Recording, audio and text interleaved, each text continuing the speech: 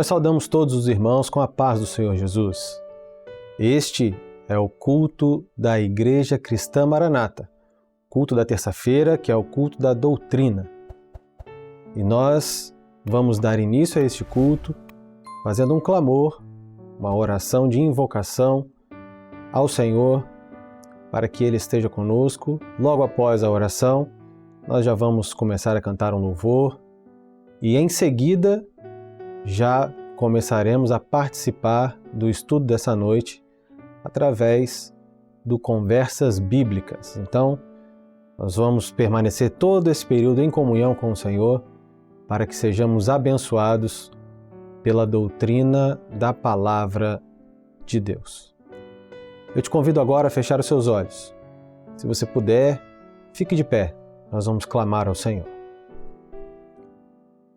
Nosso Deus, nós clamamos a Ti pelo poder do sangue de Jesus. Suplicamos, Senhor, a Tua presença. Suplicamos, Senhor, o Teu renovo. Pedimos para que o Senhor leve os nossos pecados, as nossas falhas e nos dê, por misericórdia, a comunhão e a condição de estarmos junto a Ti e de entendermos um pouco mais da Tua palavra nessa noite. É o clamor que te fazemos pelo sangue em nome de Jesus. Amém.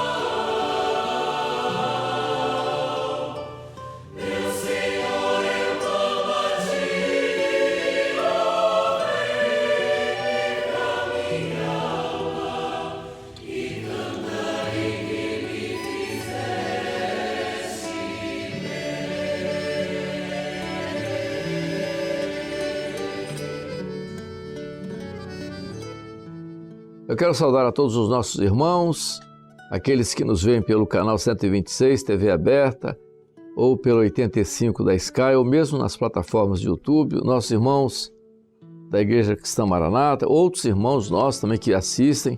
Nós estamos aqui com o pastor Alexandre, novamente, Alexandre Brasil, conselheiro, pastor Gilson, o homem da EBD, pastor Edson, nosso historiador aqui, diretor da televisão aqui. A todos a paz do Senhor. Nós vamos dar continuidade. Nesse mês de outubro nós estamos falando sobre a Reforma, que é o ano do aniversário da Reforma do século XVI. E nós vamos hoje dar continuidade ao assunto da semana passada. Nós falamos um pouco da história, falar sobre os pré-reformadores. O que aconteceu nesse período, pastor Gilson? Você que está muito atento a esse lado histórico e profético também, dentro do livro de Apocalipse, vamos lá. Muito bem, uma das coisas que, primeiro, a paz do Senhor a todos, né? A paz dos seus companheiros. Uma das coisas que chama muito a nossa atenção é que a abordagem feita anteriormente mostrou um aspecto histórico de como foi o comportamento da igreja como uma estrutura universal dentro de um verdadeiro, vamos dizer, desvio da verdade, e que, portanto, um desvio da verdade, porque verdadeiro já é, né? Um desvio da verdade, e que, naturalmente, levou a muitos a uma espécie assim de indignação contra aquilo que estava acontecendo. E para isso, antes de comentar sobre o assunto, eu gostaria de fazer uma lembrança aqui de um texto bíblico, que é exatamente uma palavra usada pelo Senhor Jesus quando mandou João escrever a carta à igreja de Pérgamo. E ele diz o seguinte, no capítulo 2 de Apocalipse, no versículo 16, a expressão diz assim: arrepende-te, pois quando não, em breve virei a ti, e contra eles batalharei com a espada da minha boca. Então isso foi uma promessa que o Senhor Jesus fez a essa igreja, que ali naquele momento em que uma estrutura de fé interior se transformou numa estrutura de fé aparamental ou exteriorizada, naquele momento ali, quando essa estrutura de fé, isso que nós comentamos historicamente, começou a crescer muito a nível material, a nível de estrutura meramente eclesiástica e de domínio político e domínio religioso no mundo inteiro, o Senhor Jesus então faz uma promessa aos fiéis, que permaneceram fiéis, que um dia ele iria então enviar a espada da sua boca. O que é a espada da boca do Senhor? É aquela palavra da parte do Senhor que é capaz de discernir as coisas, ou seja, de dividir, né, com a espada aguda de dois gumes, né, a dividir o que é agradável a Deus e o que não é agradável a Deus, o que procede do Senhor e o que não procede do Senhor, o que é a obra do Espírito e o que é oposição à obra do Espírito. E o Senhor faz essa promessa ali a esses irmãos que viveram esse período histórico que nós então comentamos no episódio anterior. E que agora, ao falarmos sobre os pré-reformadores, nós vamos falar exatamente daqueles que portaram em suas mãos essa palavra, essa espada, para eles usarem essa espada, a verdade, para manifestarem ali a indignação deles, o protesto deles. Por isso são chamados pré-reformadores, porque o desejo deles era de reformar aquela estrutura, de fazer uma mudança naquela estrutura. Daí o nome reformador ou pré-reformador. E aí, naturalmente, existiram muitos movimentos que se levantaram com esse propósito, ou seja, de usar essa espada da boca do Senhor para ir de encontro a essa estrutura que tinha se desviado da verdade. Então, essas pessoas, eles vão naturalmente ser compostos de grupos os mais diversos. Eles até se submetiam a serem chamados de hereges. Eles eram chamados de hereges pela igreja. E aí, naturalmente, isso vai se consolidar mais tarde, quando lá em 1385, alguma coisa assim, John Wycliffe na Inglaterra, depois mais tarde vem John Hus, né, na Boêmia. Boêmia é onde está a República Tcheca hoje, né? A Boêmia. Depois veio mais tarde Jerônimo de Savonarola e por fim veio Martinho Lutero na Reforma Religiosa do século XVI. Pastor Amadeu, pegando algo que o pastor Alexandre Brasil falou no episódio passado, que a gente vê nas 7 cartas, nesses estudos que a gente está tendo das 7 cartas, a gente vê claramente toda esse panorama, né? A primeira igreja, ela tinha uma preocupação muito grande com a palavra, porque via que e houve uma oposição à palavra. Nós vemos o Paulo escrevia as cartas lá.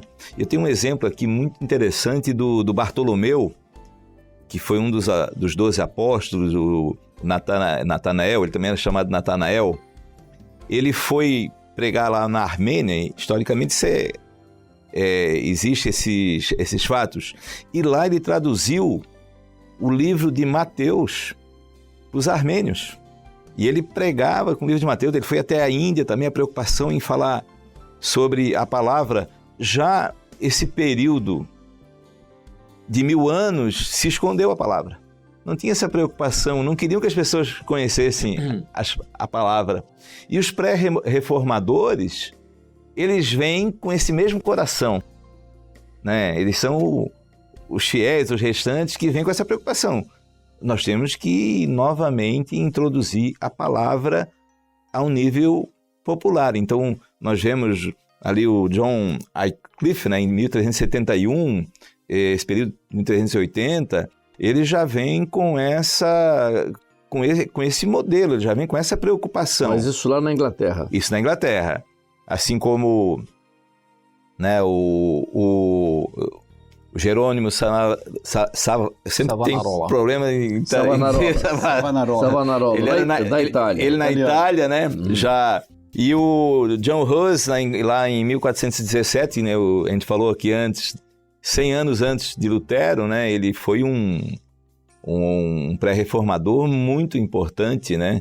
Mas a preocupação deles era trazer a palavra de volta a uma forma popular, né?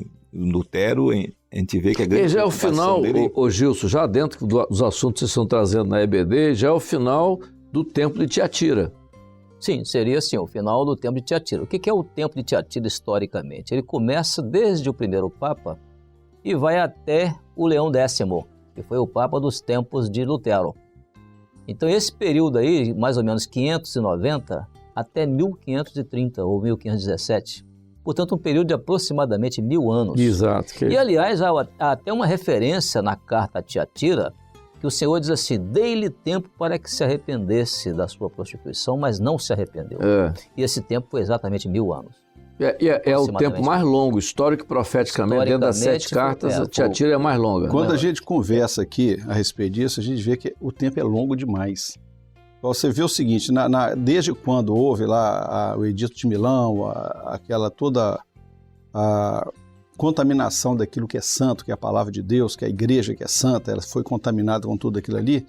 E nós vemos agora, lá no ano 1170, quando primeiro vem aqueles chamados, a gente chama de pré-reformadores, eles não tinham intenção de nem saber que teriam esse título algum dia, porque na verdade o que houve foi uma desconfiança daquilo que era uma religião dogmatizada e aquilo que seria a palavra de Deus. Tanto é que os valdenses, o que eles pugnavam é pelo seguinte, é a palavra. Peraí, por que a palavra não está sendo apresentada? Por que nós vivemos dos dogmas e não vivemos da palavra? Onde é que foi parar a palavra de Deus? Então eles se levantaram com isso, eles entraram com esse propósito que a Bíblia ela fosse devolvida, ela não ficasse reclusa, enclausurada, mas que a Bíblia fosse entregue para que o povo pudesse ler e tirar dela a convicção daquilo que é a verdade de Deus. Foi uma ação que você já vê que era o propósito do Espírito Santo, porque é a sede do coração do homem da palavra de Deus.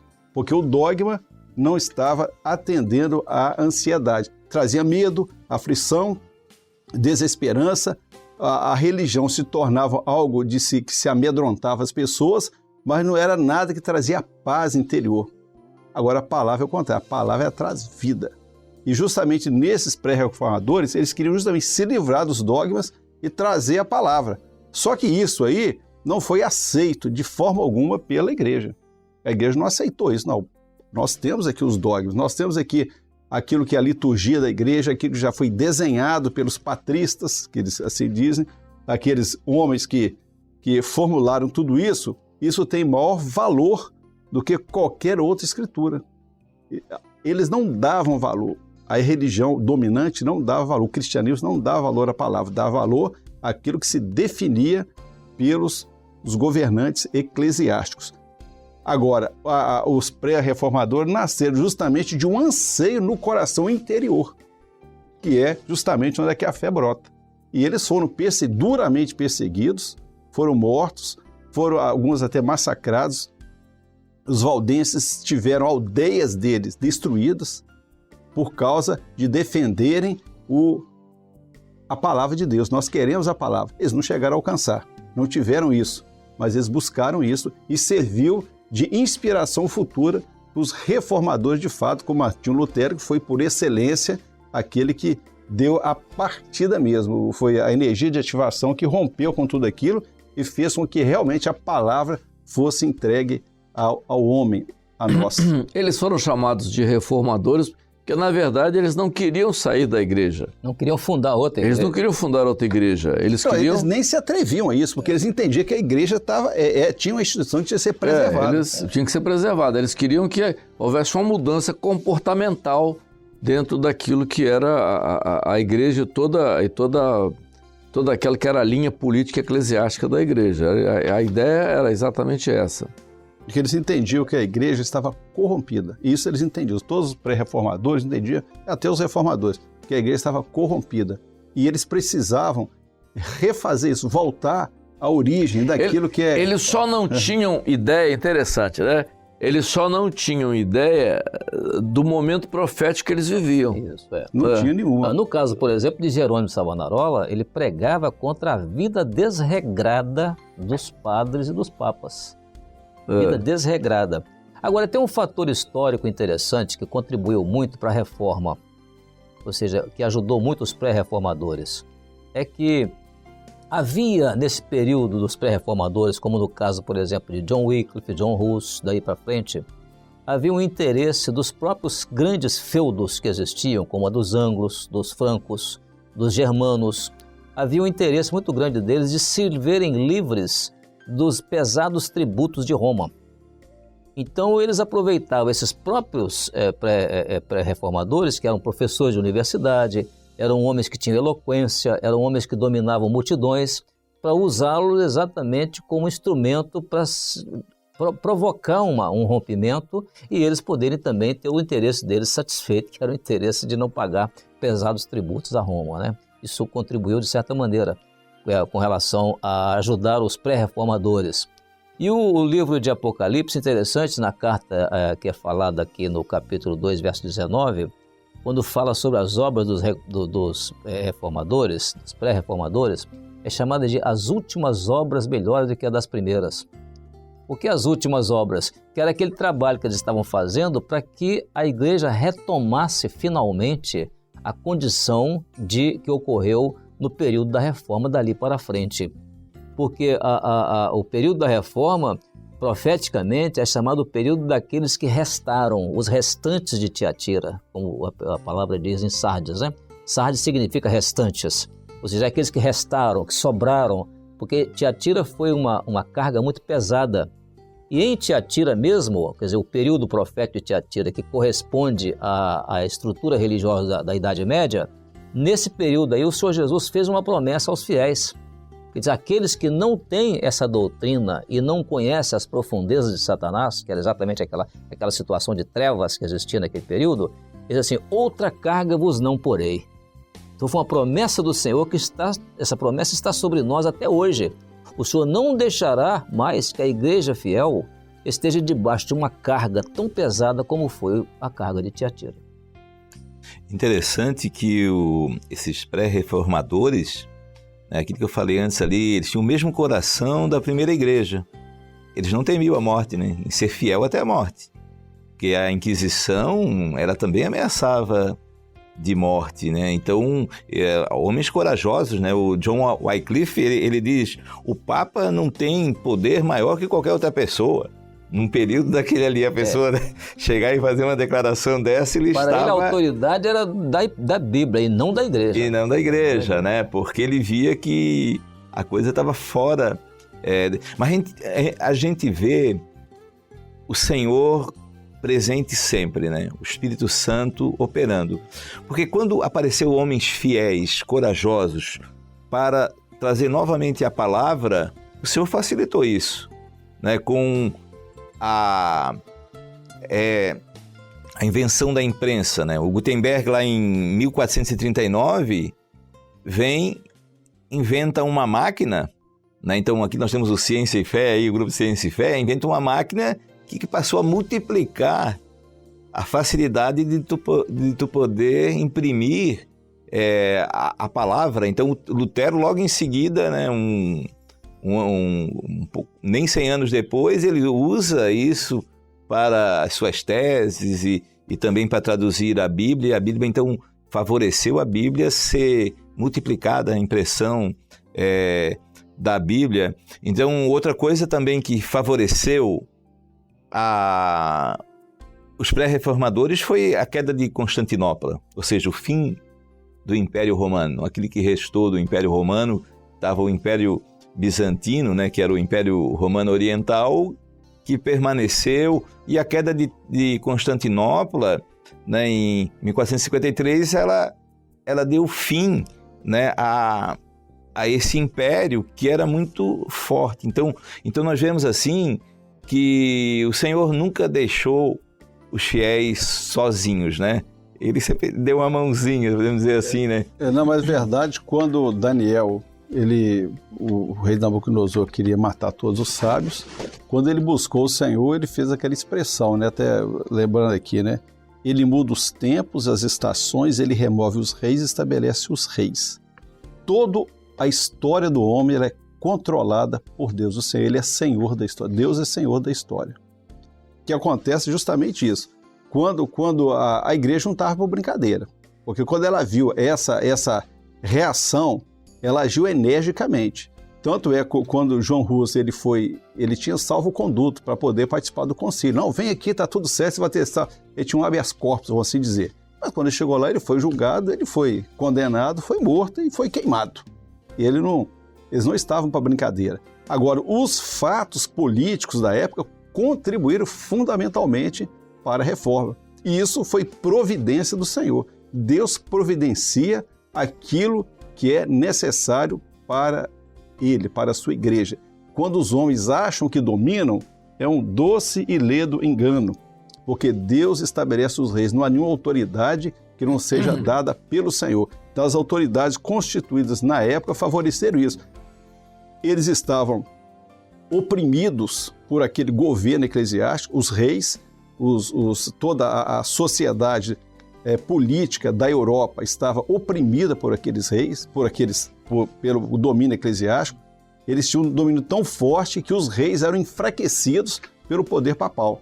E havia ali uma oportunidade, não de fé, mas uma oportunidade política de se ver livre disso. Por isso que Lutero teve apoio e tantos outros reformadores tiveram apoio forte dos reis pelo fato de verem uma oportunidade, que era o povo todo convencido daquilo, e agora era uma oportunidade deles romperem definitivamente com aquilo que era aquele governo eclesiástico e voltar ao governo político dos reis.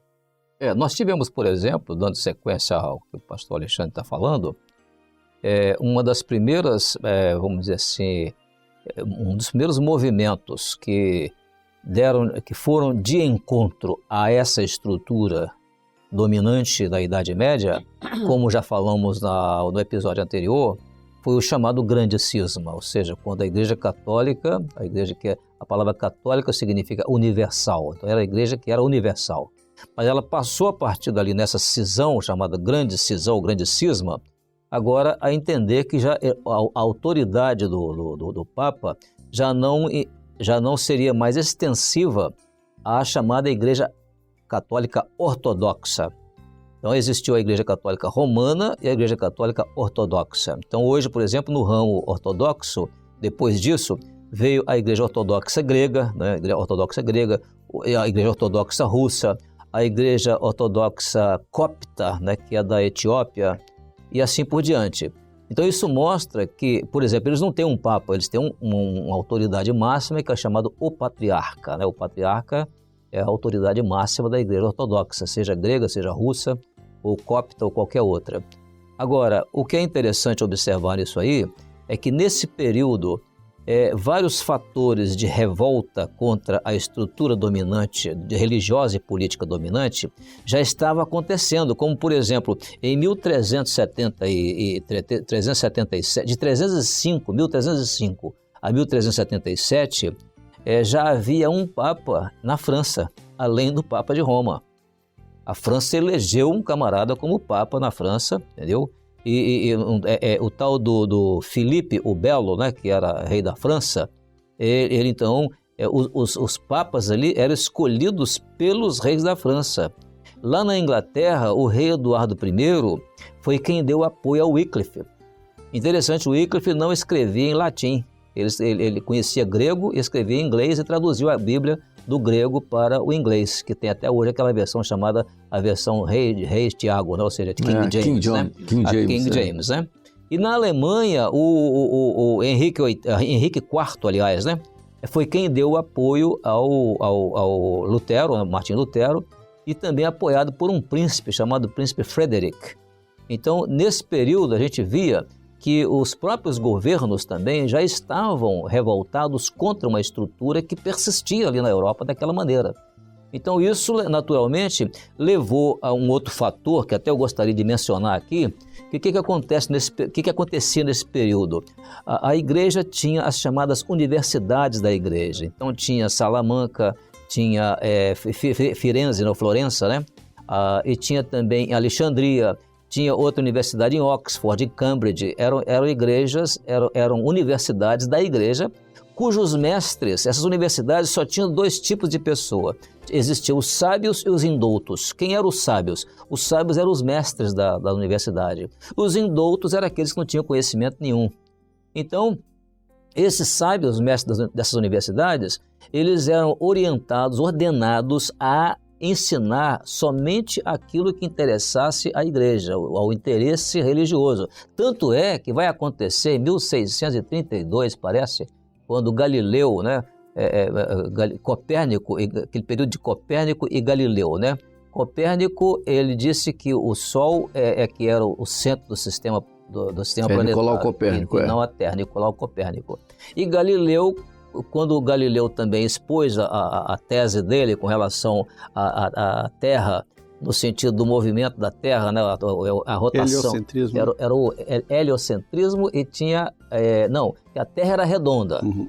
Quando ele disse que a Terra era redonda, isso ia de encontro aos interesses da igreja. A igreja não tinha interesse que as pessoas tivessem conhecimento científico. Ele foi chamado a se retratar. Entendeu? Galileu foi chamado a se retratar diante da igreja por causa disso, porque isso feria os princípios da igreja. Então esse aspecto, portanto, é que foi levando uma estrutura tal na chamada Europa cristã, né, a esse movimento, vamos dizer assim, contrário àquilo que essa estrutura religiosa estava trazendo até então. Até quando Galileu se retratou, disse não, que a Terra não é o Sol que gira em torno da Terra, não a Terra em torno do Sol. Ele se retratou, mas disse, mas que ela gira, gira. Alguém que diz isso, né? Ele admitiu, mas que ela gira, gira. Mas que ela gira. Bem, nós estamos também encerrando mais esse bloco, né, esse nosso segundo período aqui, ainda falando sobre a reforma religiosa do século XVI. Agradecer aqui ao pastor Alexandre, pastor Gilson, Amém. Edson. Nós vamos entrar no nosso terceiro programa semana que vem, agora já diretamente falando, né, sobre a reforma religiosa do século XVI, o que aconteceu, de que forma aconteceu, o que Deus fez com a reforma religiosa, quais os objetivos da reforma religiosa, o que profeticamente está, por que nós dissemos que a reforma religiosa está dentro da carta à igreja de Sardes, né? Ligada à parábola do tesouro escondido. Tudo isso nós vamos ver no próximo programa da próxima terça-feira. A paz do Senhor. Saudai o nome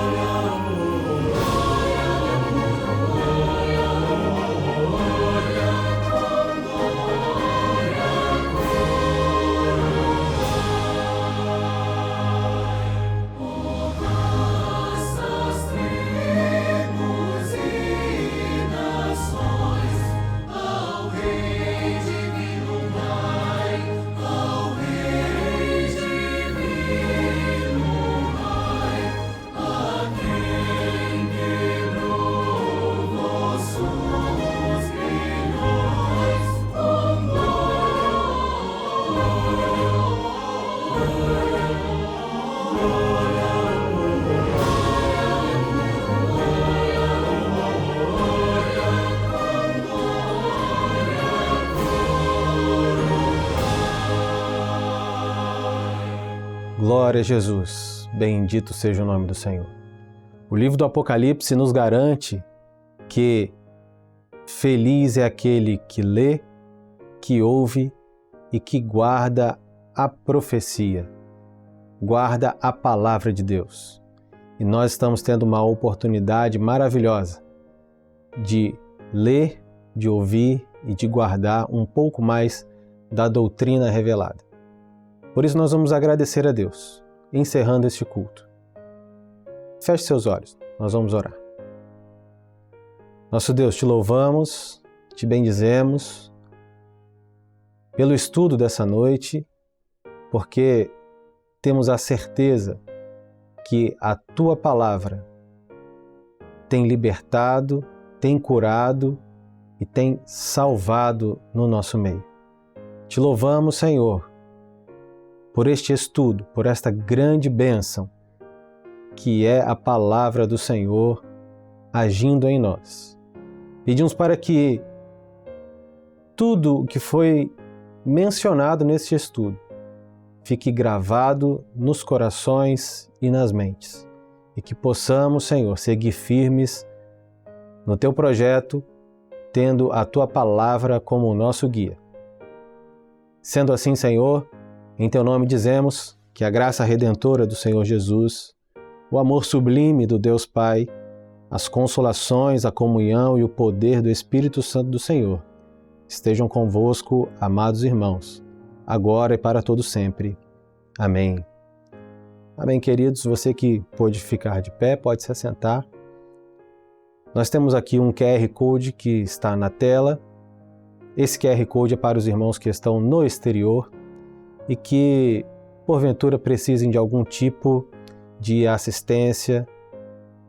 Agora nós temos um outro QR Code que serve para você que está aqui no Brasil e que quer compartilhar a sua experiência conosco, caso você tenha tido uma experiência com Deus neste programa ou em algum dos outros programas anteriores.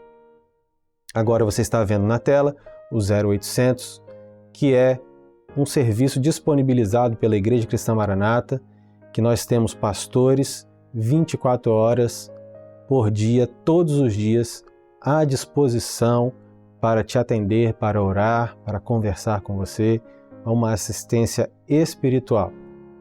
Então, caso você necessite de algum tipo de assistência, de algum tipo de oração, não hesite em usar esse serviço. Nós estamos à disposição. Sendo assim, nós saudamos a todos com a paz do Senhor Jesus.